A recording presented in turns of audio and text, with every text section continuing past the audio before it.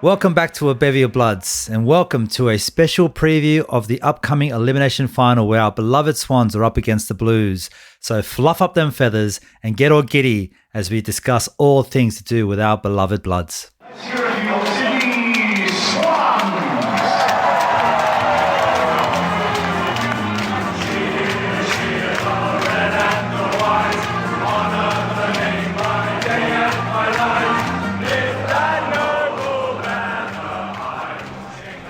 Welcome back, Signets and Swanlings. I am Chris, and I am joined by my blood brother, Noddy, mate. Noddy, how are you? How excited are you? Mate, 11. 11. 11 out of 10. That's it. Off the charts, mate. Off the charts. Well, look, this Friday evening, we've got ourselves an elimination final against the Carlton Blues at the MCG. And whoever wins this one goes on to continue their season. So there's nothing left for us to do but just get into this game. So, mate, we're going to do a bit of a preview. So slightly different to our review episodes this time around. We're going to talk about roughly the teams. We're going to go through the last time we played each other, a little bit about the last 5 games or so. We can discuss those. Then get stuck into some of the players that may or may not make the pitch, depending on injuries and what we have. Go into their strengths and weaknesses before we close out the day. So let's get stuck into it with the rough recap of the season at hand. Noddy, I'll take off with the Swans and I'll pass over to you for the Blues. Okay, the Swannies were 15th at the end of round 17. We all know how that felt. We all started basically organising things like engagement parties for first week of finals and whatnot. Before we then realized that, oh my goodness, the kids are red hot and they're coming back strong. There was injuries at the beginning of the season. We know that the whole back line was effectively decimated and it kind of kept together with some sticky tape and Blakey mostly.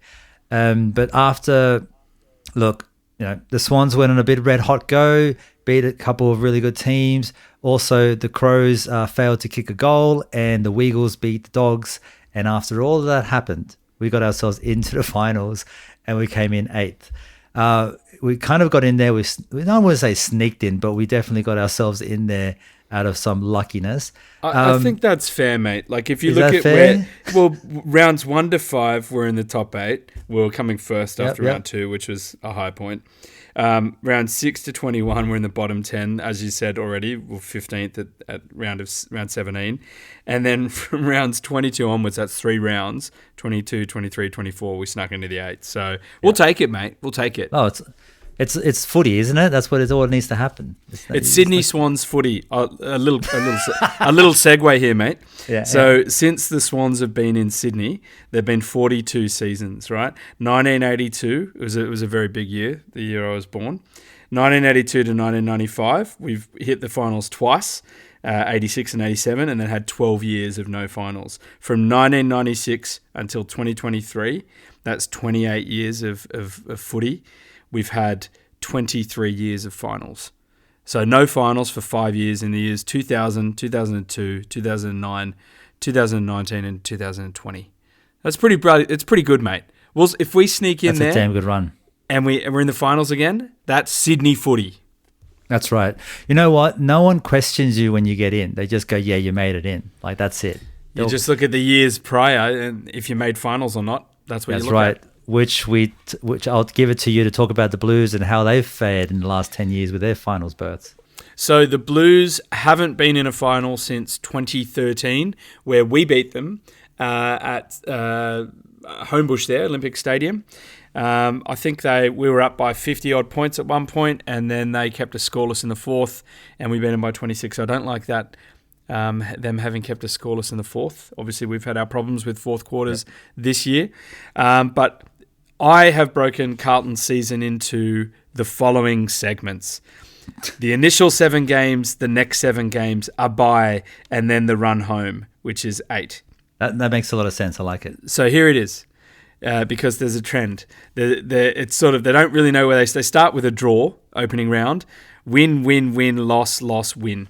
And that's where Carlton fans are going, yeah, pretty typical. And then they go on a run and have 6 losses in a row. Brisbane, Bulldogs, Collingwood, Sydney, Melbourne, Essendon. Average losing margin of 24 points. Then they beat the Suns by 59 just before the bye. So an emotional reset.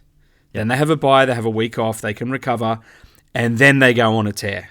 So if you include the Suns game pre-bye, they have a 9-game winning streak and then finish the game with a loss. Against, as you've pointed out, a GWS team that were red hot, needing to play hard to sneak into the 8 themselves. So if you look post-bye, if you don't even include the Suns, post-bye, they've beaten Hawthorn, Freo, Port and West Coast by large margins, 60, 53, 50, 71. And then they come up against harder teams, Collingwood, St Kilda, Melbourne, Suns, give or take. The Suns fighting hard for their 11th win at that point. And only winning margins of 17, 19, 4 and 4. And then, of course, got done by 32 points by the Giants in the last game of the year. So against top 8 teams, they're 5 wins and 6 losses. And against bottom 10 teams, they're 8 wins and 3 losses. And against the top 8 teams, they've played 4 of them twice. Flicking the pages here. GWS, where they had a win and then a loss. St Kilda, where they had a loss and then a win. Collingwood, a loss and then a win. And Melbourne, a loss and then a win. And then, of course, they lost against the Lions, lost against us, and then smashed Port by 50. So probably if you look at that, they've got a better record, certainly against the top 8 teams than we do. So we've only beaten Carlton and GWS in current top 8 teams. Obviously, we played a few other teams that were in the top 8 throughout the year, but we've lost to Melbourne twice. We've lost to Port by 2 points, GWS by 1, Collingwood, St Kilda, Brisbane. So I think there's a fair few stats going around saying that we are certainly the worst of the 8 teams, but we did come in at 8th, so I'm not too surprised by that as well. Yeah, I mean that's sort of that makes sense, right? But the thing that I just keep going back to is the winning record that we talked about earlier, the finals footy. Sure, we've got our fourth quarter fades, but do the Blues have what it takes to make it in finals after a decade out? That's what they're going to have to ask themselves. I mean, both teams have really had themselves in a tale of 3 parts of the season, just as you work through there with the Blues. Very similar for us, right? Like it kicked off really red hot, died quickly, and then we spent like ourselves in what felt like in just crumbling and struggling to get these wins and get some players back in form and health and everything. And then the last third of the season, we've done well. We've actually managed to pull it together, win some good games, some couple close ones along the way, and some unique circumstances along the way with North and Adelaide. So it feels like both teams have kind of had a similar run, but we've actually kind of picked up a lot of warmth on the way into the game. So like we're all both on a winning streak for some time. Theirs was like longer, but impressive. I don't know, West Coast, etc. But then both of us lost that last game at the last season. So, and then that week to reset, as you say, as well, like where we land in now. So, and just to close out I think the ladder progression status, they themselves, I think, were 15th at round 15. So had spent rounds 2 to 8 in the top 8, and then 9 to 19 in the bottom 10, and then they themselves have snuck in from round 20 onwards. So yeah, as you say, it's kind of similar to our season in a way.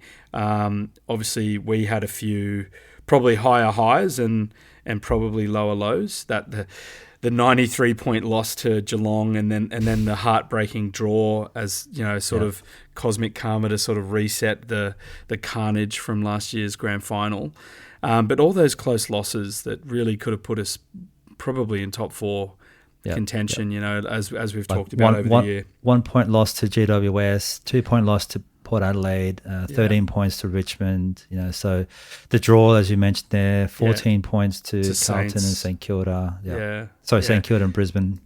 Even the Brisbane game, right? That was 16, and I mean there were times there where we looked like we might have got that done, and we would have been an anomaly, right? Because that was at the Gabatoir. So, but anyway, so it's certainly going to be interesting because. Yeah, it's been a similar kind of season for both teams. I think there's more expectation and more pressure on Carlton just because of the time out of finals. And I think Steve-O said it was a weird feeling for him because it feels like because of that context, the pressure is on the Blues. They're higher than us. They're at home.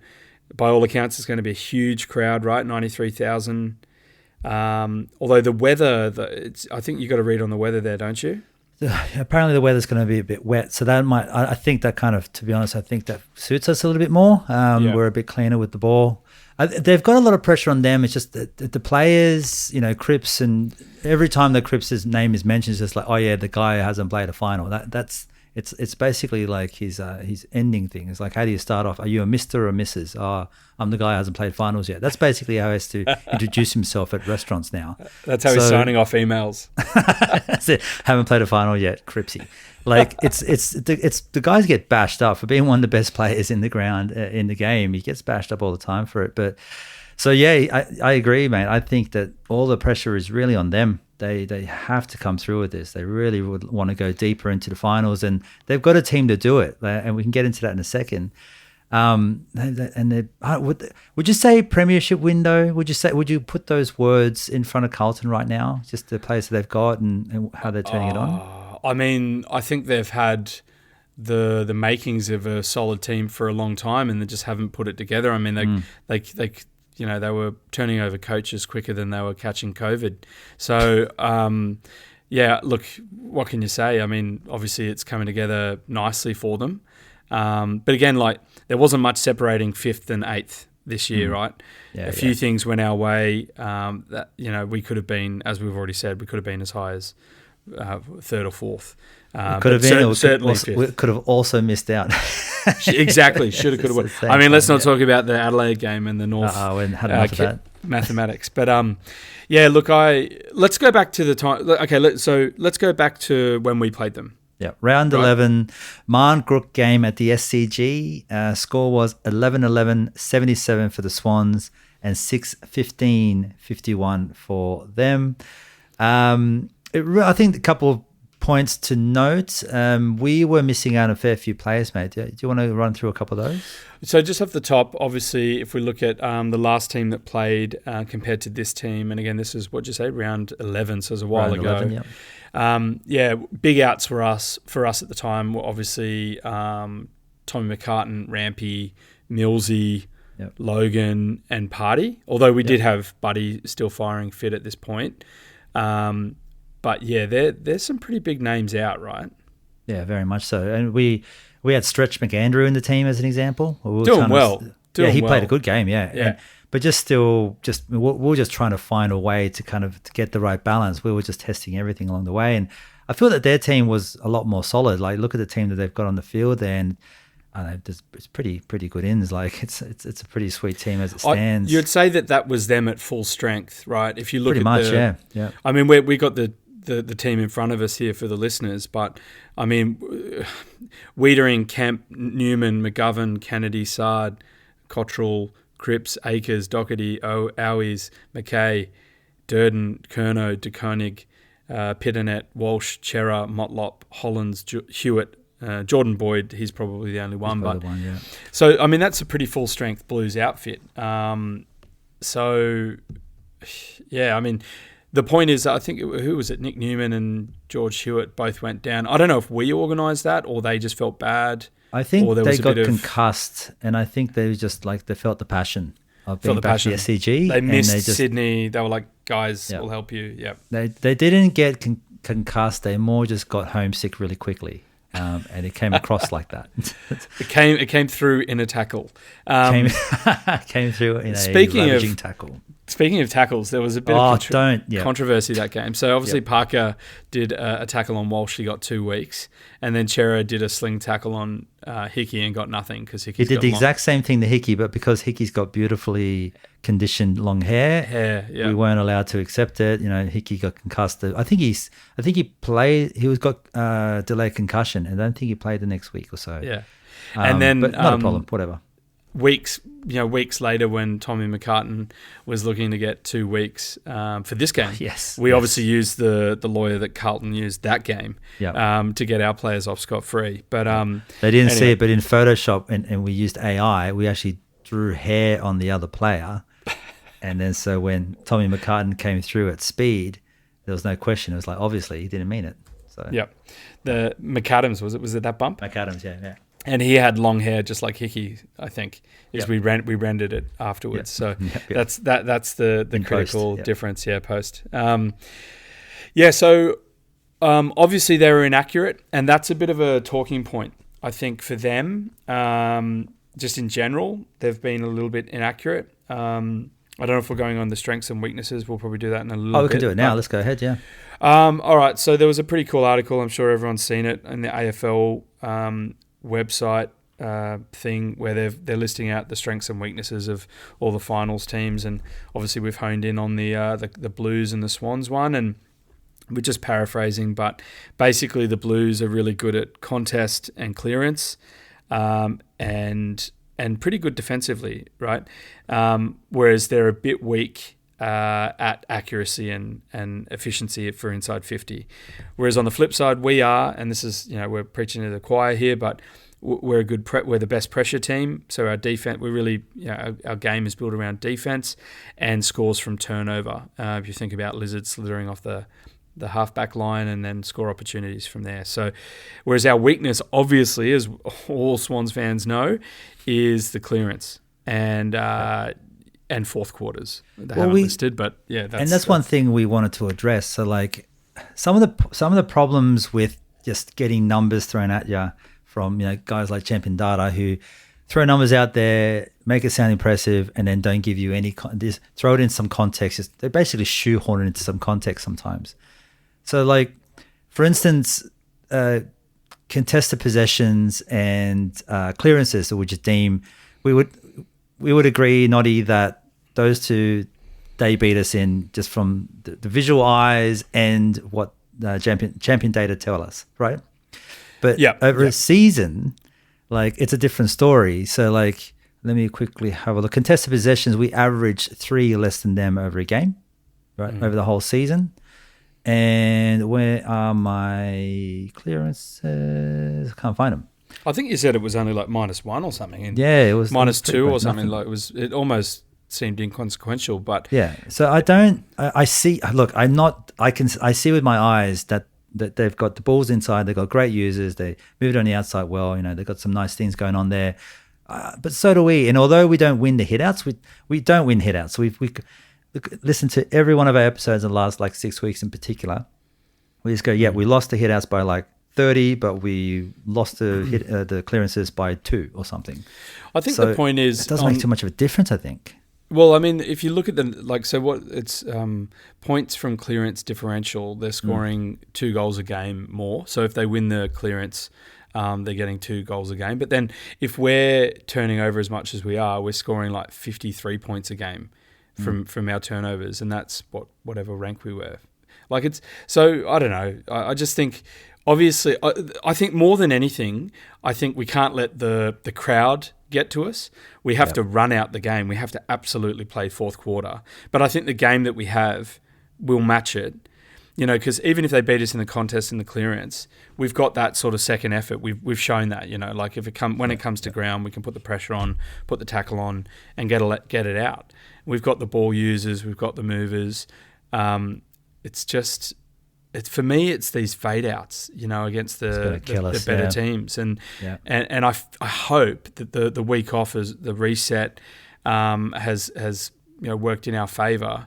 I don't know. I mean, felt like a little bit like we've been limping towards the end of the season again. And you look at Carlton, and you could probably say they have too, but it's going to be tricky. And then, in terms of the encounters between us and them, it's sort of a bit of there's nothing really to read from it, is there? Isn't it like win-loss, really? win-loss? We weren't running our best team, and they had a couple guys injured during the game, so that would have thrown out and important players in Newman and Hewitt, and then Cripps just in that last quarter. So if you look at that their structure would have just been smashed during the game, but our structure was smashed before the game started, really. So yeah, we had Melly and Ginger Prince on, Kerno and McKay. Is it McKay or Mackay? I should probably figure this out if we're getting his twin brother. Goodness, that's a whole nother episode. That's a whole different episode. But I think that Kerno kicked 1-3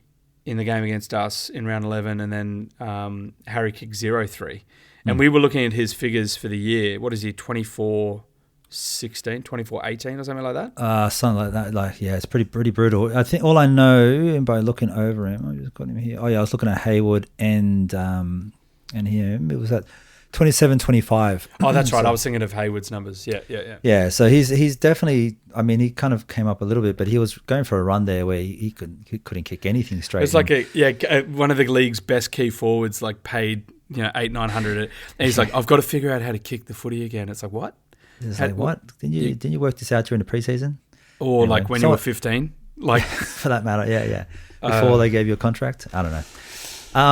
But all right, mate. So if they're inaccurate, I mean, that's obviously helpful, but they haven't always been inaccurate. I mean, over the course of the year, I think they are, what did we say earlier? They are offensively one of the better teams, certainly better than us. Yeah. They are seventh. Sorry, we're better offensively. We're seventh. We were seventh, and they finished ninth. But they're fourth defensively. So, they can score quite well, but they can defend even better. So, and that's better than us as well. But I think you said 30% to Charlie Cripps though. Yeah, sorry. so that's kind of where to Kerno, not Cripsy.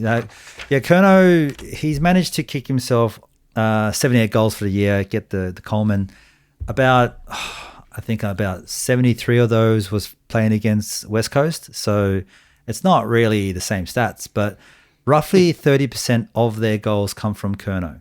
So if you stop Kerno, you manage to get him down to 1 goal a game, then you're taking anywhere between, say, 20 and 30 points off the table, right? So it does make a big difference. So I think we've got ourselves the backline that we do, and that's our strength. We got we got good one-on-one backline with Tommy McCartan, Melican if he does come in. Rampy, of course, is a gun, and Foxy can shut down tall guys and small guys and medium guys along the way. We know what damage he can do to a player, to their averages, and so I think we can at least find a way to slow them down in the forward line.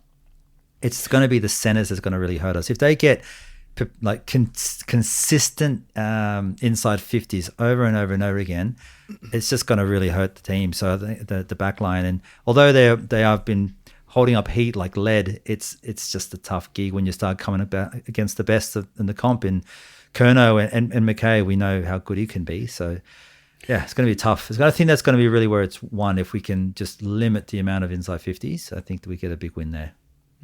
So should we talk about potential ins and outs? And then obviously we've just spoken about round 11 team. Let's go ahead. And how it differs. Ins for outs. In for us are Papley, definitely. And then the question mark over Juzzy. He hasn't played a game in about, 5 weeks, I'd say, off the top of my head. And coming off a calf injury. It felt like he could have come in, but there was no VFL games to play. So he had to just sit out. But mate, what do you think? Papley comes in. Who comes out for Papley first, in your eyes? Probably Clark, I think. Yep. I think Clark. But I think that's kind of it, right? It's Papley, maybe Juzzy, and maybe Juzzy. And if Clark, Juzzy comes out, do you think Stevens? Sorry, if Juzzy comes in, you think Stevens is the one that makes way? Yeah, I don't know, but it is a big call though, because obviously Stevens has kind of been getting a little bit better each week, and he's he's definitely a confidence player. And so how fit or how ready to go is Juzzy? That's the question mark. Yeah. But I like Juzzy in the team. I think he brings a lot of X factor. That's in the right. finals last season, he played pretty well up until the last game, and so none of in our defence, not many of us played well in that last game. That's right. I think it was Chad Warner and Robbie Fox. But look, okay. So if we look at them though, they've got a few big potential ins, and now we're recording early in the week, so we haven't really had.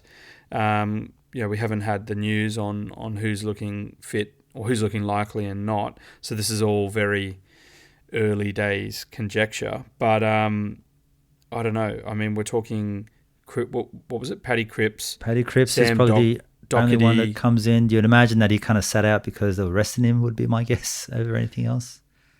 Okay, let's have a look. So in the last game they played against the Giants, Ed Curnow was sub, Motlop had illness, Pitternet was omitted, Cripps was injured, Doherty was injured. So if Motlop, if it's just like a cold or whatever, he's in, I think. Yep. X factor and just bloody good player, to be honest. And then, but the severity of Patrick Cripps, I really haven't followed it closely enough. I don't know what was going on there, but Sam Doherty also listed as injured. But you'd think they're going to play. I mean, as we've said, it's the first final in 10 years. So these guys who are stalwarts they're going to put their hand up, right? So you think immediately Motlop, Cripps and Doherty come in, and probably the likes of Fogarty, Durden and Chincotta come out. Yep. And it's just whether they want to bring Pitternet in as a second ruck. But if you think about us, we've kind of been rolling with Hickey and McLean. So I don't know. It'd be kind of interesting if they do decide to think that the hitouts are going to be to their advantage. Considering that we've proven time and time again that the hitouts don't necessarily make too much of a difference to our structure of play. We kind of set up defensively. So that'd be interesting to see how they go about it. But I don't imagine them so. I think they're going to have to just play the way they are with TDK going in the ruck and trying to make a name for himself against old man Hickey on his last legs. Yeah. I guess, yeah. Do you... Look, I personally think that they had nothing to win, nothing to play for that last game. There's really no reason for them to go hard. But I mean, they're competitors. They're going to play hard until they don't have to. So I'm not surprised that guys like Cripps and Doherty kind of had the day off. Doherty, sorry. So not reading too much into it is my point. I don't think he's probably carrying an injury. I think he's just carrying the same injury that everyone else is, which is just general soreness and banged upness at the end of the season. Just give him a week off for the sake of it. Yeah, mate. I mean, so if that's the case, they're going to be full strength. And I mean, if Papley and or Jazzy come in, that's us at pretty much full strength of available players. Yep. So it's going to be a good contest because it's probably best 23 versus pretty close to best 23. So, who would you? I'm starting to feel nervous just now. It's just kicked in. Good. Yeah. Cripsy is the guy. You got to shut him down, right? I remember Heaney did a fantastic job on him, just being really tough playing around him. Yeah. And then it's Heaney, so if he rolls off the wing and you got to sit two guys on him, otherwise he'll take every mark under the sun. So I remember him just causing lots of strife, and I think that was at the point where Heaney was at his worst. He was totally out of form, and this was the kind of game that slowly kind of ripped him out of that and started to. He started to kind of collect some form at the back of that, and now he's been playing really well. He's been really consistent. So, so it's either Heaney or, as we always know, Millsy is a fantastic tagger and can do a good job on a big body. So did the job on Dorso for 3 quarters? It did, yeah, that's right. Ago, yeah. So maybe it's Millsy that sits on him, but I think you have to put someone on him. If you let him go like the Pies did when they just ran over him, he's just too big, too strong. He just walks through people. I mean, the guy's the size of a ruckman and plays like with just abandonment. The guy's crazy. So you got to really just put someone on him. So you have to imagine either one of those two. We know Heaney worked, but that's only because Millsy wasn't around. Now that Millsy's back, he probably gets the job, I think so, yeah. Mixing it up between obviously Rowie, who broke the record. That was pretty cool. Broke tackles records for Swannies of one season. Yeah. Right. So yeah, he's probably going to be through there, and I mean, but they've got so many weapons in the midfield. Yeah. Chera, Walsh, Georgie Hewitt. Who else they got running through there? They got Hollands on the wing. Yeah. I'm forgetting someone, but yeah, they're stacked. They're stacked, mate. Yeah, Chera obviously, and then that's kind of it. But Kennedy, I think, is on the outer, Matt Kennedy, but he's a good player as well. But yeah, look, I don't know. I think I really think it's obviously it's just putting as much pressure as we can on in the contest, and trying to at least equalise the clearance. We don't have to win it, but we've got to be close to equalising, I think, because obviously we can work around that with the turnover ball and the pressure on the ball, our second efforts. But yeah, I think, and then it's all about the matchup. So obviously, as we said, Melly and Ginger Prince had the job in round 11, but we've got our better, probably regular players back in, Tom McCartan, Dane Rampy, and then the mix of help there from Lizard, Fox, Cunningham on the smalls, and Lloydie sort of helping out with direction. So it's our best back line back in play, and then how you shut down Curnow and hope that they haven't got the radar on, I think. Yeah. You think Wiedering is going to have a bit of an interesting one? Like he's going to be sitting on like Logan, Amati, McLean if he spends more time up forward. So it's these are guys who have kind of been held up by some others, and we're taller than them, by the way. So Wiedering is 195. That's their tallest. And then you've got Kemp, who's like 192, 3. McGovern 190, Newman's 188 or whatever it is, and then you've got Fisher and Sard as the runners and the smalls. But Tom TDK can float back and take a mark, as we know. So that's probably what they're going to have to do, because we've got basically 3 talls at 195 plus. So who are all great at contested marks themselves. It's just whether or not they can all stay in the game for 4 quarters. So that's where you're hoping that Heaney and Papley and Wicks and Hayward can get the balance of pressure there and convert. But I don't know. You probably see what Cunningham might sit on, like a Motlop or something. Maybe. I think that's fair. He's probably their most dangerous when he's up and about, or Martin maybe. Or even Owies, however the bloody hell you say his name, he can pop up and cause some problems as well. Yeah. So I think it's between him and Foxy as always. But find out between Curnow and Mackay, whatever. I think it depends. If you're from New South Wales, it's probably Mackay, and if you come from Victoria's Mackay or something silly, like even Melbourne Queensland. And Melbourne. Queensland, there's Mackay up there. Queensland, there is, but it's different spelling. It's not the same as, but same pronunciation. So this is the whole Derby thing. It's Derby. Where are you from? Yeah, so I think Curnow is probably going to I'd imagine that McCartan starts on Curnow. See how that goes. If he gets the run of him, that's good. If not, then probably Rampy steps up. Otherwise, Rampy's on Mackay. Owies for Foxy, or Foxy can run, right? So if whoever's kind of getting around up the ground is probably what Foxy's going to sit on.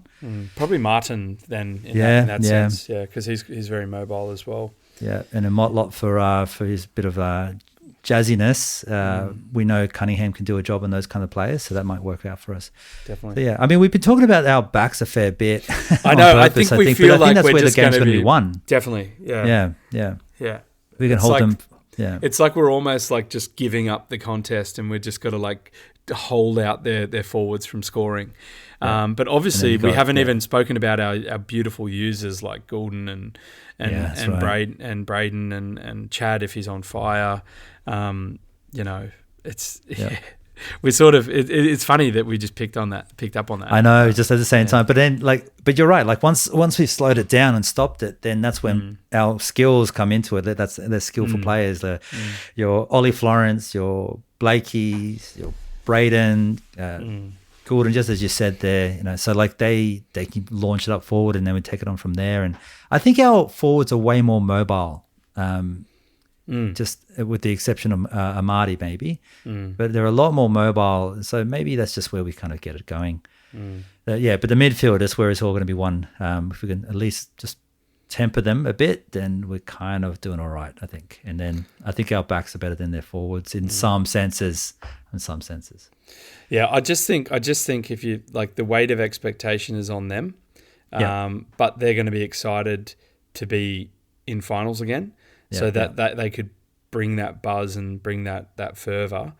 But we are not expected to win, so we've got the underdog status, which is nice, and we've got the finals experience.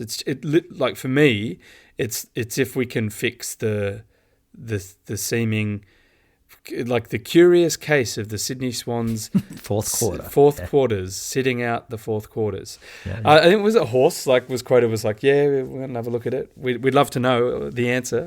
Like he himself is a bit confused. I do ask myself that question every now and then. It's like, shut up, journalist. Yeah. But you and Steve-O had a really good chat about it last week, saying that, that you have to expect there's going to be ebbs and flows, and I don't know what it is. It's just mentally they're not ebbing back when they need to or flowing back when they need to. So I don't know. Obviously, it's do or die. But it's fantastic we made it this far. But I think for Sydney, we're hopeful that we can, if we can put a game together, we'll push these guys big time. Yeah, and if we can keep them away from this, if we can stop the main forwards from getting the ball, like Kerno, from getting the ball right in front of goal, then we'll be all right. Like, you mentioned earlier, they're not the best conversion team. So if we can keep them kicking from 45 at an angle, then maybe we're going to slow. They'll have those shots, yeah, cool, but then we'll bounce it back, and that's what we do best. So we'll figure it out, mate. We best get on to the end. So that kind of wraps up the preview, I guess. Do you want to give a prediction at all? No, sir. Okay. I will do no such thing either. Yeah. I'm not going to tempt fate, mate. That's just like, I think I've already. So, okay. I think I did say earlier, the thing that worries me is the fact that they've played more games against top 8 teams than us, and they've had this thing here: 2 against GWS, 2 against Saints, 2 against Collingwood, 2 against Melbourne. Apart from GWS, which is a win and then a loss, the other 3 that are all higher than us were losses, then wins. So for me, that shows that they're smart because they do their homework, and they come out and they get the win the second time. So this is the second time we're playing them. So they're going to have done their homework on us, and that doesn't mean it's a fait accompli. It doesn't mean that they're going to win, but it means that they're a smart footy team that are they're going to bring it together. But yeah, so hopefully we've done our homework on them as well. Yeah. So yeah, that's I guess that's my point there. I don't know. Yeah. We just got to come out with intent, and it's so stupid. Every week it's just like you just got to play 4 quarters. It's such a cliche, but that's actually what we actually have to play a fourth quarter, I think. At least it'd be nice if we played a fourth quarter. A fourth quarter. So maybe we change. Maybe we just they've been hearing the wrong thing. You need to play 4 quarters. It's like, oh, come on, man. Okay. You got to play. We'll get to the fourth quarter, and then you just have to say to them, you have to play a fourth quarter, and they're like, okay, cool, got it now. Maybe that's what it is. We thought you meant we could only play 3 quarters when you said 4 quarters. And then I just got to turn up for the last. No, you got to play it. Okay. So I think they know well that that's the issue. So we do get it. It gets done. I just want to see us I want to see us be the team. I want to see us be like the Adelaide 2 weeks ago or whatever, 3 weeks ago, like dirty, where the season's on the line, and just run home and just fucking want it, we're gonna close this game out, and we're gonna, because we've bucked they all said we weren't going to make it. They all wrote us off, right? And we made the finals, and the Cats didn't, and the Dogs didn't, and all these teams that were meant to make the finals, and here we are again. And I think they're already writing us off. And I think that's where we thrive, but we've just got to mentally keep it together. One thing quickly, I did notice that all the team at the media, I think it was on Wednesday or so, when last week when Gordon came back from the All-Australian thing, might have Wednesday or Thursday or whatever. What a legend. Yeah, we have to quickly talk about that. But it's they were all buzzing. Every single player in front of media were buzzing. They were happy. They were cheery. They were just pumped. You could see their eyes were just like lit up. And so I think they're ready. Like at this point of the season, they are geared up. They know it, and they've got so much experience in that team for such a young team of a lot of finals amongst them, given they've only played a couple seasons, a few of them. So I don't know. I'm backing it, but I'm not going to put a prediction out. So you're backing us in, but you're not going to put a prediction. I'm going to back us in the win, but that's it. I love how you go from confident to like, I'm so scared. I am so scared. That's I'm fair a man, enough, but I'm scared. It's fair enough. Yeah. Just quickly, did we give a shout out to Hayden McLean for his 4-year extension? I don't think we did. So big raps for the big boss, Dossa. So good on him. Yeah. Very happy there, obviously, and it was taking a while, but obviously they were nutting out details. But a very, very good win for us. Never wanted to see him go. We're a bit worried that maybe he would be part of some other discussion, only because it was taking this long, right? But yeah, very, very happy to see him stay, and you're hoping that the trio of Logan, Party, and Dossa can be the 3-pronged attack that takes us to the glory land, or whatever the saying is. But yeah, mate. Win. And also AA for Goulden, just very quickly confirmed in best so 22. Good. So good. Clearly one of the better wingers in the comp. There's no question about it. I'm glad that happened. Yeah. So rather than just picking 15 centres to go around the field as they typically do, Petrarca got himself in a half forward. Why not? I guess that made sense actually. Either way, massive stuff. And Blakey got on the 44. And I think I even heard Kane Corn say that Blakey was probably one of the ones that were really unlucky. Like he was close. It was quite close, like 2 or 3. And so that's really saying something. I mean, who they take? They took well, did he end up being a midfield? But there was Sinclair, Wilkie, Stewart, Sicily. It's hard to get rid of any of those names, to be fair. Like that. They're all very deserving. I mean, we get to watch Blakey every week. We know how hard he's had to work in order to keep that back line together. But yeah, so you kind of look at some of the more polished efforts from other teams, but he's been so big for us this year, like so big. Mate, look, there's not a whole lot more to say, really. Should we just wrap it up then? Yeah, mate. I mean, like we've got some life plans. Your engagement party we've been talking about for a while. It's going to be a ripper. Can't wait to celebrate you and Danny. Obviously, because of that, we won't be heading down to Melbourne to join the crew at the ground, but we're going to the Tudor. Is that correct? Yeah, heading to the Tudor in Redfern. Make sure you call up, get your seats. It's going to be literally packed. So turn up, say hello, have a beer. It's going to be awesome.